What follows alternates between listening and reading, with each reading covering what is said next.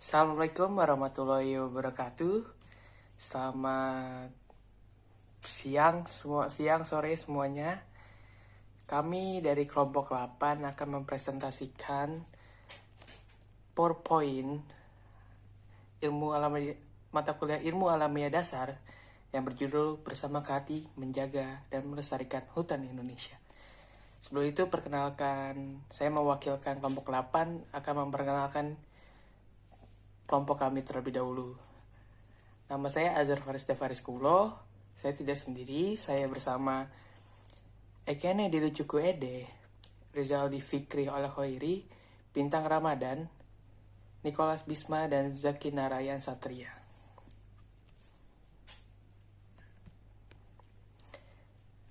Ekosistem kehutanan.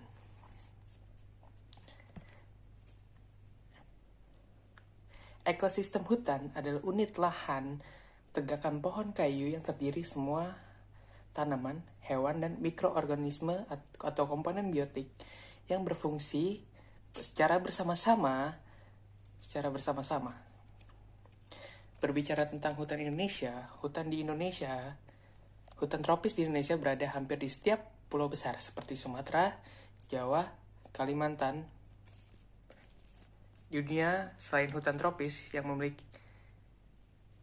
hutan yang dimiliki Indonesia adalah berada di posisi nomor 9 sebagai hutan yang terbesar di dunia. Sedangkan jika berbicara tentang hutan tropis di Indonesia menjadi negara dengan hutan tropis terluas setelah negeri Zamba atau Brazil. Hutan merupakan aspek kompleks yang sangat penting bagi kehidupan, bukan hanya sebagai manusia, tetapi penting dan sangat mengaruh ke kehidupan lainnya. Tetapi deforestasi atau kerusakan hutan terjadi di hampir seluruh belahan dunia. Bahkan Organisasi Pangan dan Pertanian Dunia atau FAO mengatakan sebanyak 7,3 juta hutan terbakar habis. Halo semuanya, nama saya Ekene Dili Cukuede. Saya dari kelas 19 SB. Nah, di sini saya akan menjelaskan makna dari deforestasi yang ada di slide 5 dari PowerPoint hasil presentasi kelompok kami. Nah, deforestasi sendiri adalah proses penghilangan hutan alam dengan cara penebangan guna mengambil hasil hutan berupa kayu atau mengubah fungsi lahan menjadi fungsi non-hutan. Deforestasi erat kaitannya dengan penebangan liar atau pembalakan liar. Nah, jadi deforestasi ini disebabkan oleh ulah manusia ya.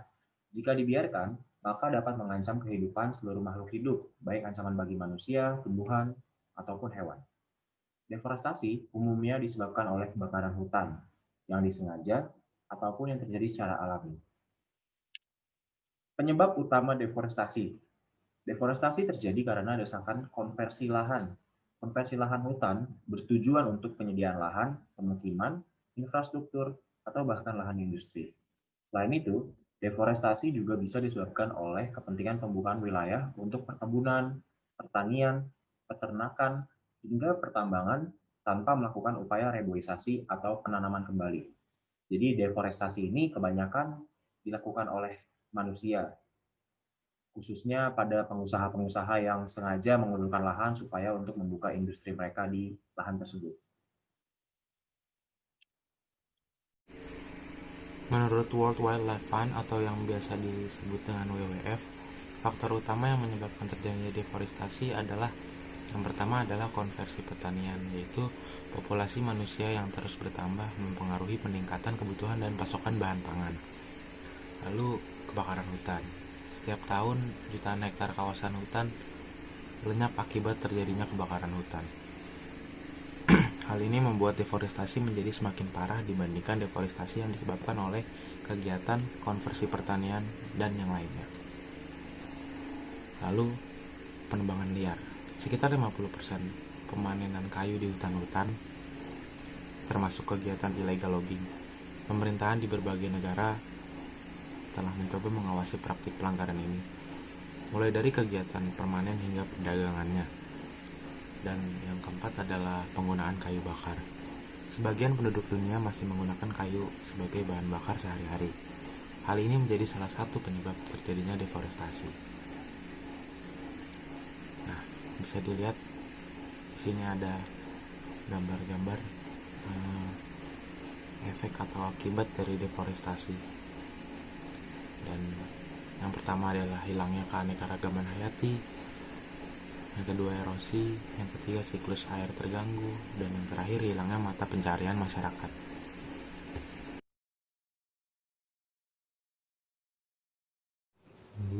Nama saya Bintang Ramadan dan saya akan melanjutkan penjelasan presentasi. Yang berikutnya adalah kasus deforestasi yang ada di Indonesia.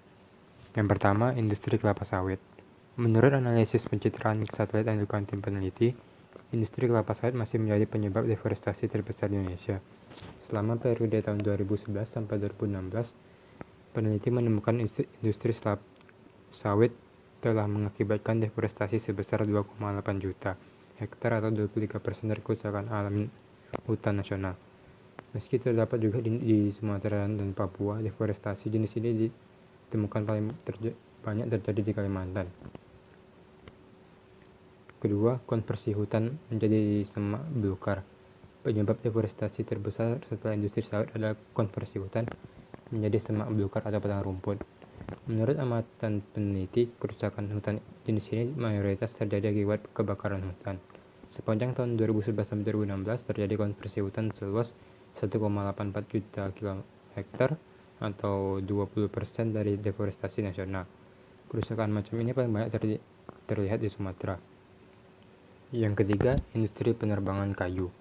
Deforestasi akibat penerbangan kayu paling banyak terjadi pada tahun 2010 sampai 2012. Namun, keseluruhan pengamatan hal ini telah menyebabkan kerusakan hutan seluas 1,26 juta hektar atau 14% dari deforestasi nasional. Keempat, pertambangan. Pencitraan satelit memperlihatkan ada cukup banyak area bekas pertambangan di kawasan hutan, di mana kondisi tanahnya sudah berlubang-lubang. Luas kerusakan hutan sejenis ini mencapai 219.000 hektar atau sekitar 2% dari deforestasi nasional. Yang kelima adalah ekspansi kota dan faktor alam lain. Berbagai aktivitas pembangunan seperti pengembangan lahan perumahan serta pembukaan lapangan golf tercatat ikut menyumbang kerusakan hutan, namun skalanya masih terbilang kecil. Jika digabungkan dengan deforestasi akibat erosi pantai, tanah longsor, dan letusan gunung api, luas total kerusakan diakibatkan oleh faktor-faktor ini mencapai 157 hektar atau 2% dari deforestasi nasional.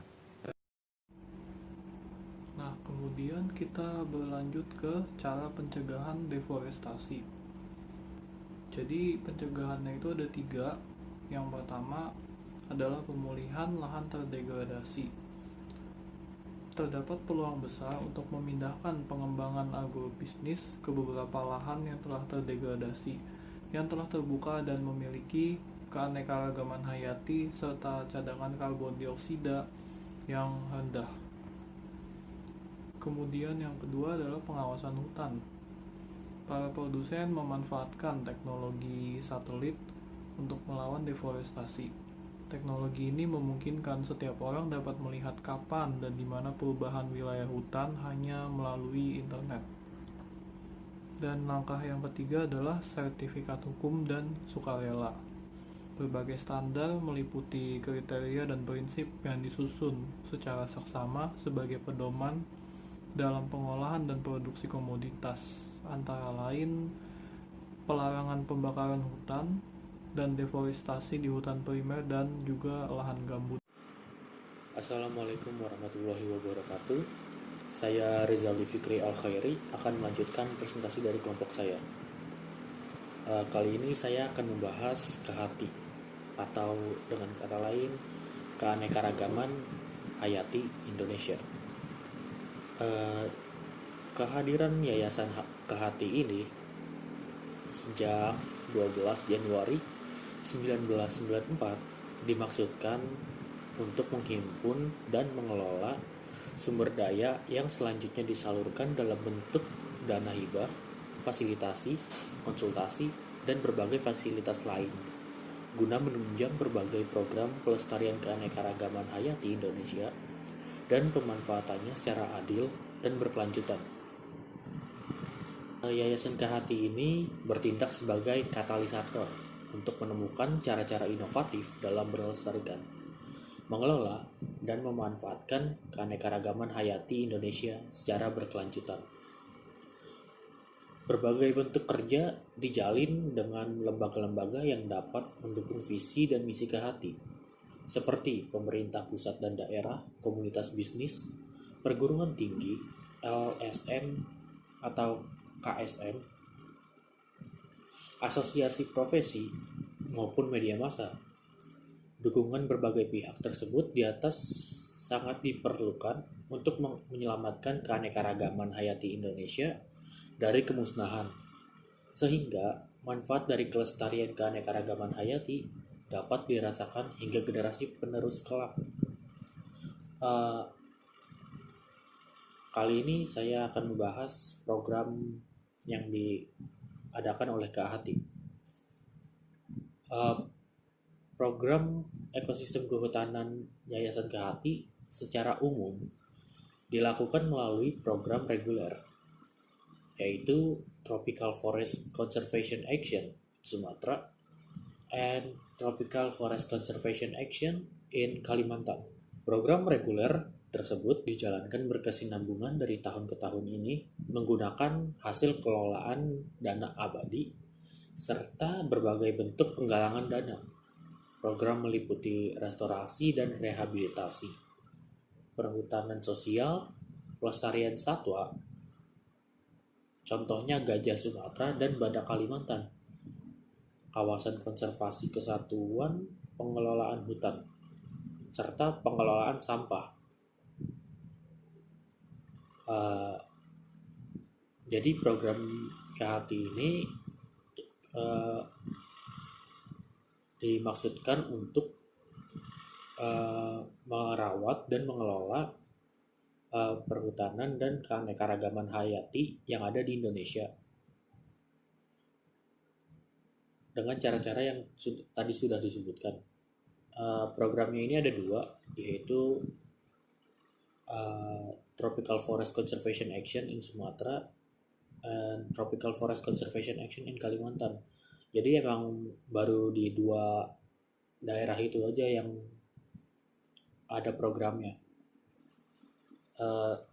Mungkin sekian presentasi dari kelompok kami. Kurang lebihnya mohon maaf. Wassalamualaikum warahmatullahi wabarakatuh.